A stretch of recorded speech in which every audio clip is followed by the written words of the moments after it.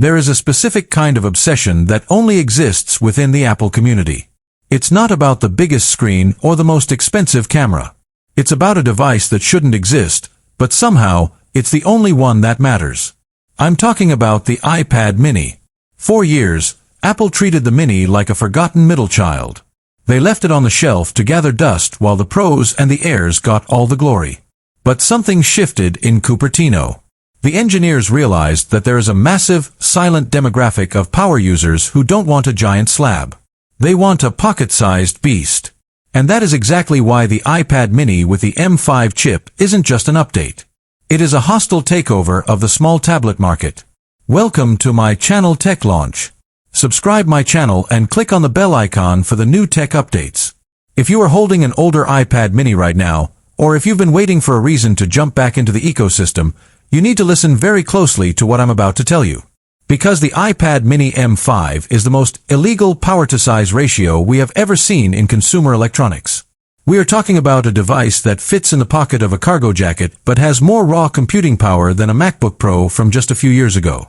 Let's talk about the M5 factor. Why skip the M3? Why skip the M4? Apple realized that for the Mini to survive the next decade of AI-driven software, it couldn't just be good enough. It had to be overkill. The M5 chip inside this 8.3-inch frame is a statement. It's Apple saying that size no longer dictates performance. When you fire up a 4K video edit in Final Cut Pro on a screen this size, and you see zero lag, zero stutter, you realize the world has changed. This isn't a tablet for reading ebooks anymore. This is a workstation that disappears into your palm. But power is nothing without a way to see it. For years, the iPad mini community has been vocal about one thing: jelly scrolling. That annoying stutter when you scroll through text. Apple heard the screams. The iPad Mini M5 finally introduces the ProMotion display to the small form factor. 120 Hz. Once you see it, you cannot go back. The fluidity of the UI, the way the Apple Pencil glides across the glass with zero latency, it makes the previous generations feel like toys. This is a 1600 nit peak brightness tandem OLED display.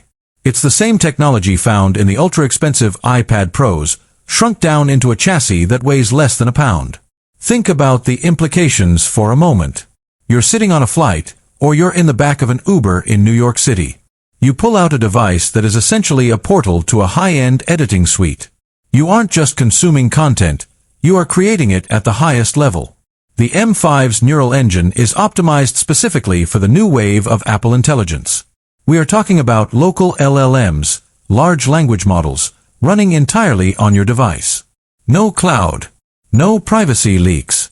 Just pure, instantaneous AI assistance that learns how you work. Now, let's address the skeptics. People ask, why do I need an M5 in a mini tablet?